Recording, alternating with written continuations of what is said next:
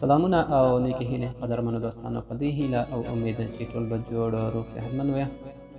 ژوند به مو په خیر او خوشحالۍ سره د الله پاک په عبادت او اطاعت او د رسول الله صلی الله علیه وسلم د مبارکو ارشاداتو مطابق تېرېږي. قدرمنو دوستانو، په نننۍ ویډیو کې زه تاسو ته د موبایل په سیټینګ کې یو غوره سیټینګ درښیم چې تاسو به ورته خبر هم نه وئ. دغه سیټینګ څه دی؟ راځئ له موږ سره ویډیو تعقیب کړئ. ملګرو، په نننۍ ویډیو کې به زه تاسو ته د موبایل د سیټینګ یو مهم سیټینګ در وپېژنم. خو ښایي چې یو څه تعداد ملګري له دغه سیټینګ سره اشنا هم وي او استفاده یې ورځنې کړې وي. یو څه تعداد ملګرو ته شاید دغه معلومات نوي وي او دوی له دغه سیټینګ څخه استفاده نه وي کړې. راځئ ملګرو چې د موبایل له دغه مهم سیټینګ سره اشنا شو. د هر څه دمخه راځو د خپل موبایل سیټینګ ته. خپل موبایل سیټینګ راخلاصوو.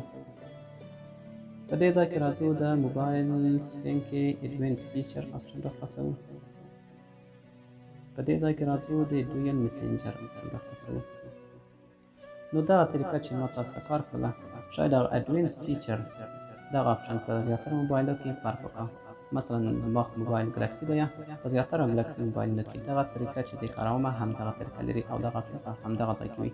خو په نورو موبایلو لکه انفینکس او سامسنګ په دغه موبایلو کې شاید دغه آپشن په دې ځای کې شتون ونه لري. تاسو کولی شئ چې هغه آپشن د موبایل په سیټینګ کې پیدا کړئ.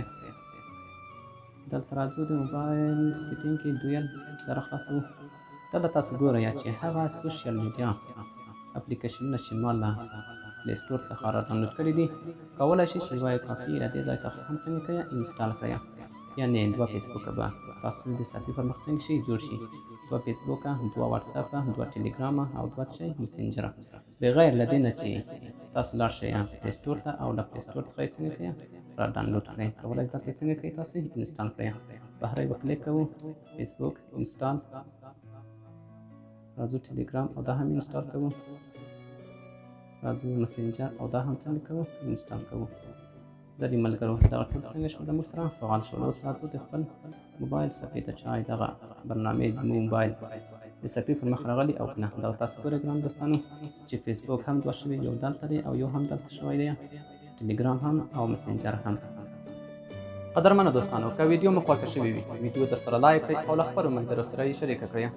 او که کومه پوښتنه، وړاندیز او یا هم پیشنهاد لرئ، کولی شئ د همدغه ویډیو په کمنټ کې راته پرېږدئ.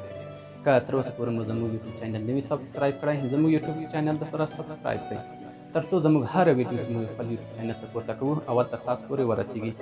تر راتلونکې خپرونې زه اسمت الله سنګین چې په یو نوي پروګرام کې ستاسو قدرمن چوپړ ته حاضرېږم. تاسو په لوی الله سپارم، ښاد او اباد اوسئ.